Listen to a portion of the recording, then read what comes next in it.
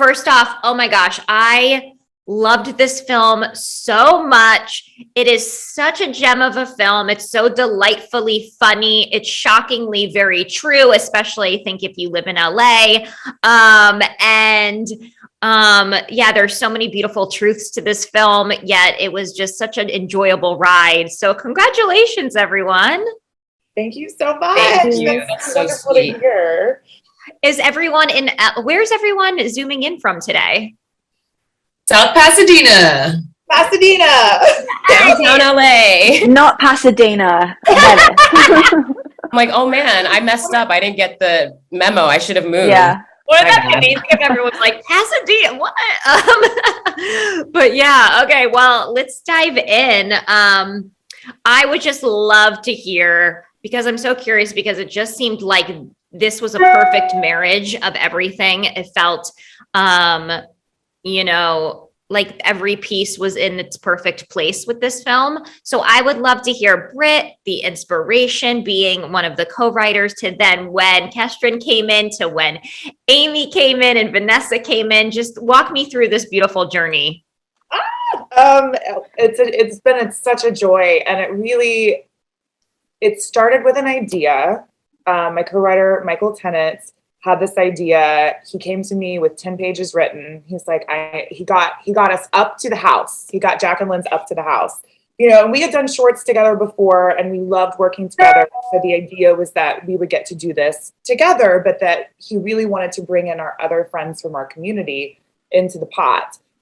So he said, I want it to be a wild weekend. And so we sat down and we did the beat out for the rest of the script, got everything in place.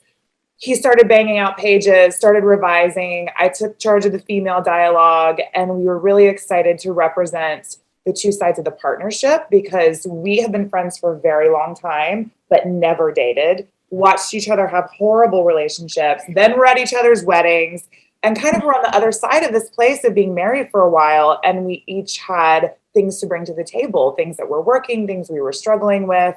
And also, the funny part, that's the part that we were most excited about, because we really got to dig into what we thought the wildest situations we could get these people into, so that we could keep everybody laughing, and then occasionally just kind of like punch them in the gut with like something that they recognize from a relationship. Right. So that was the idea, was to take them on this journey. And then, we finished the script, and a wonderful friend of ours, Leah McKendrick, who is a writer, recommended Kestrin, because she knew that we were looking for someone. We wanted a woman. We wanted someone with style. I personally wanted someone that I knew that I could look up to, and I wanted to learn more as a producer, because I'd only done shorts and hadn't done features. And so I watched Kestrin's trailer, and then she gave us a copy of her film. We met her and fell in love with her instantly. Just her collaborative energy, her style, and then what we came to know as her incredible leadership skills. And her structural understanding of scripts is so good. She's been through this before. So she was able to take the script, kind of strip it down in some ways structurally, help develop some of the characters in ways that we hadn't thought of before. So we were really, really excited to have that collaboration. And this cute little thing called COVID happened.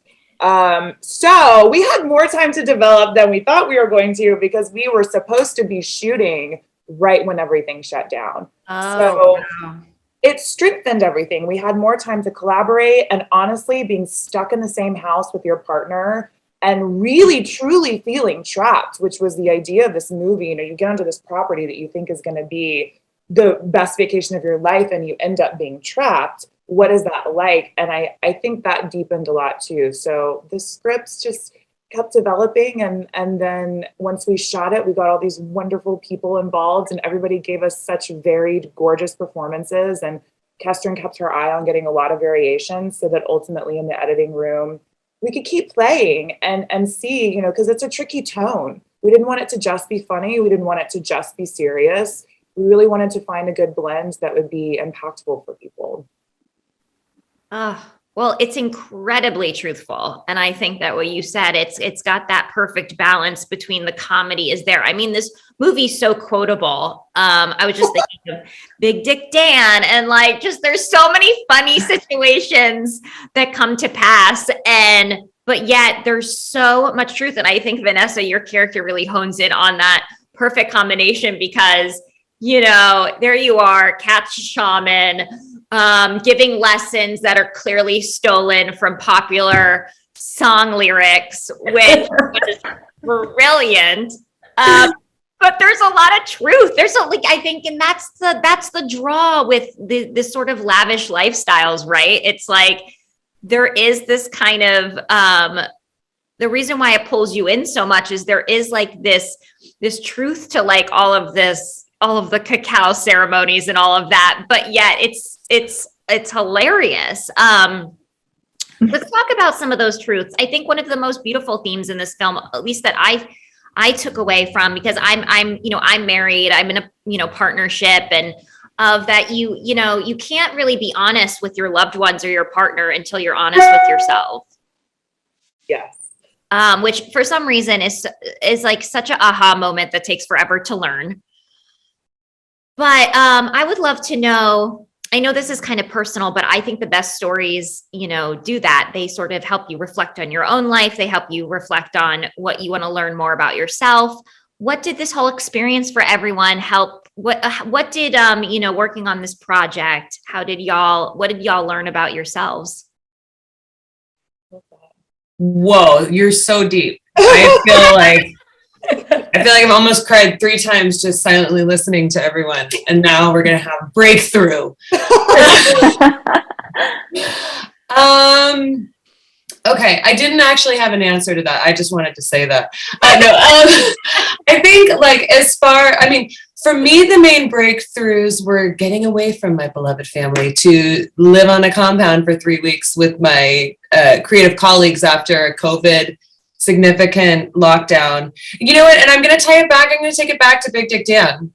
I'm glad that you mentioned him because he was the COVID breakthrough that happened, with that year pause, where I felt like my big breakthrough was learning how to communicate with writers and ask for an alt nicely. There were some jokes in there. Oh my God, my movie poster fell. That's my movie poster from the last one. It's a symbolic turning of the page, I believe, for stuff. Absolutely. 2020.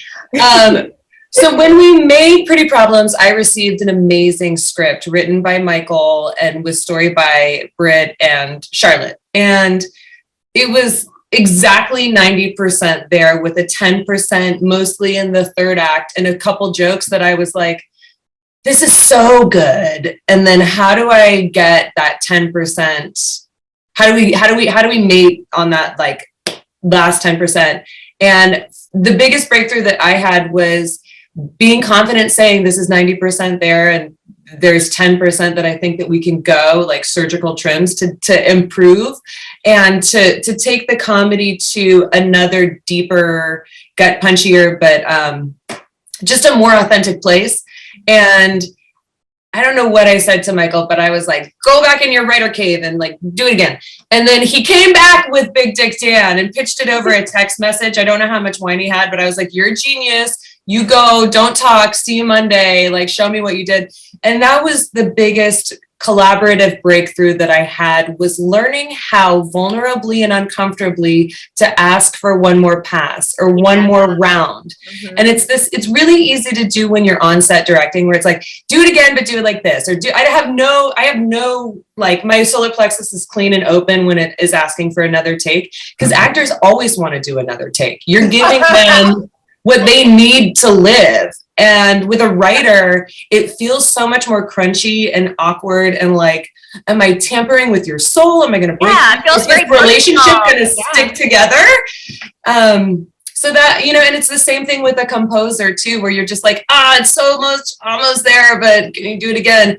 And you think you're going to break them, but what you're actually doing is giving them like a diving board to soar off of and do their best work. And I think Michael really, and Britt, rose to that occasion. So that's what I learned. That's a lovely lesson. I'm glad you brought Michael into the space. This is a very female-driven space, but I have to say, he was so open to all of these very strong women around him going, no, like this. Can we try it like this? I'd like it like this.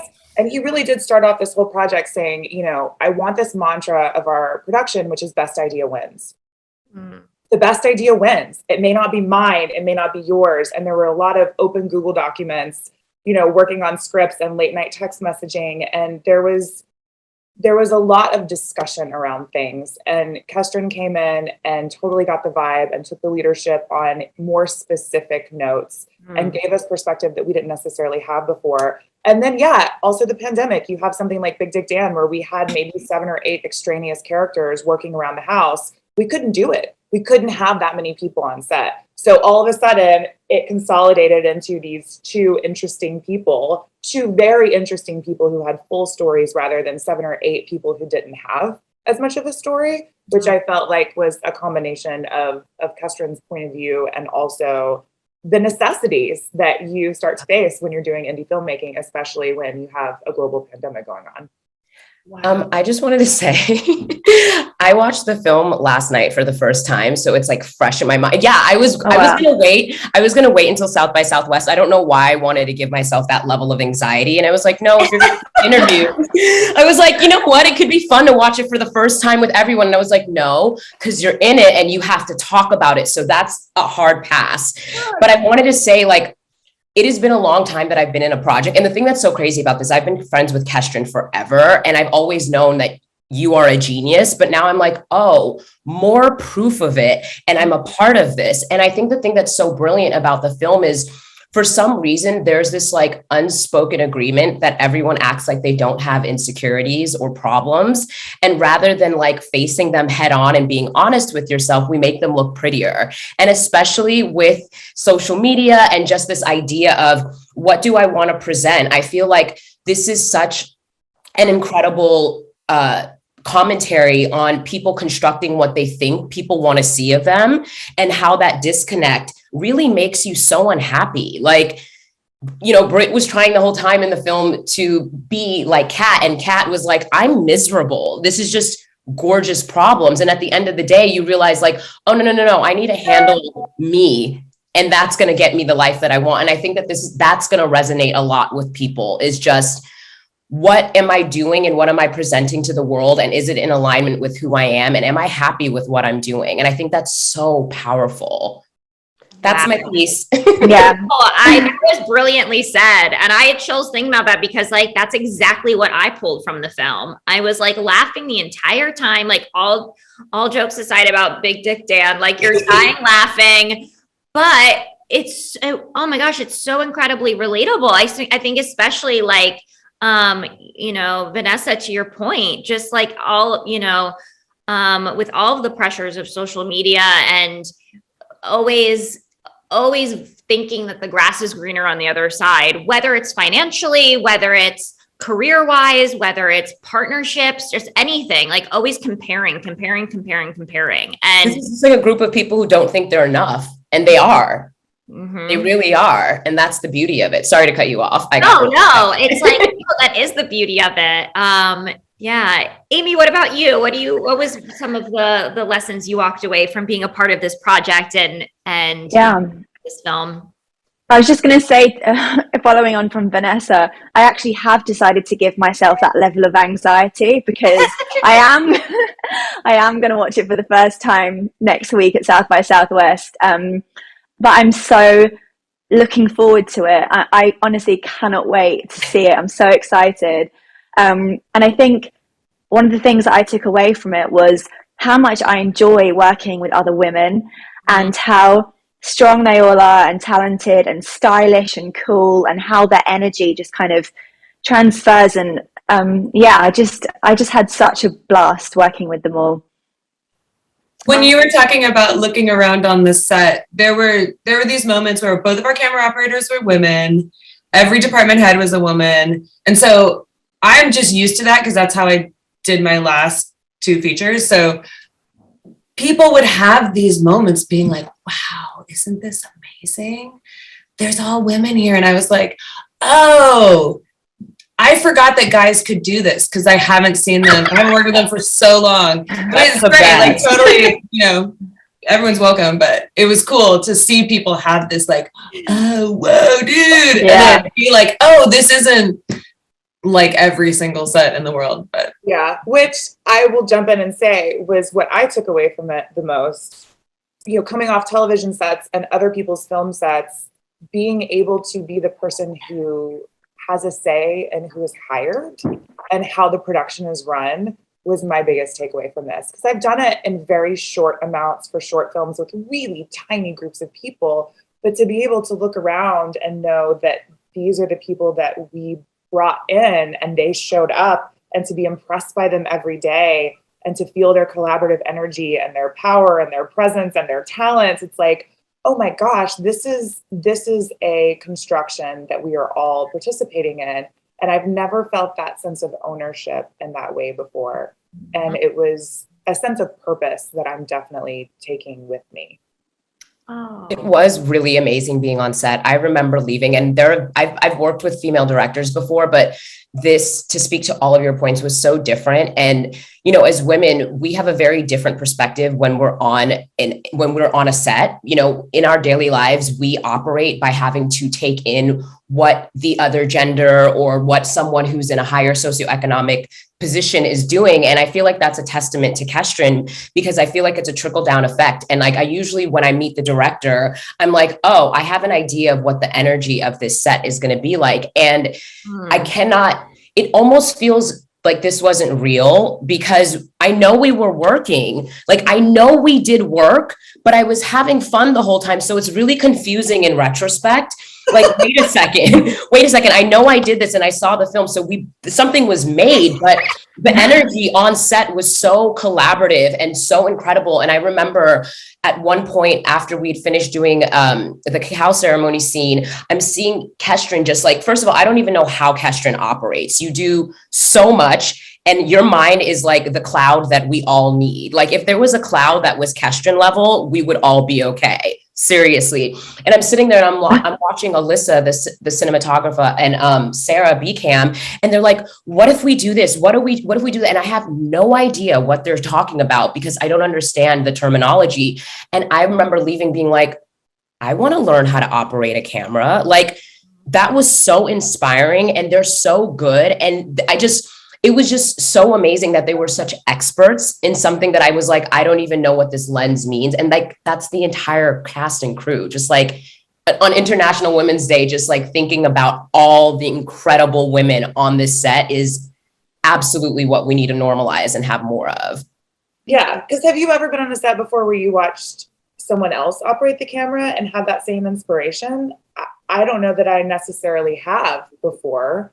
I've definitely looked up to women in other positions before, but I do feel like the closeness with which you work in indie film, you really hear the conversations, and there's not as many barriers as there are on a studio set between like, no one can hear us have this conversation, and this is private, and this is special. And like, there's a lot of division naturally in the hierarchy. And I also was very inspired by that feeling in a different way. So I'm glad you shouted that out, Vanessa. Oh, that is so lovely. And speaking of International Women's Day, what a treat for me to be able to speak to all you wonderfully talented and insanely inspiring women today.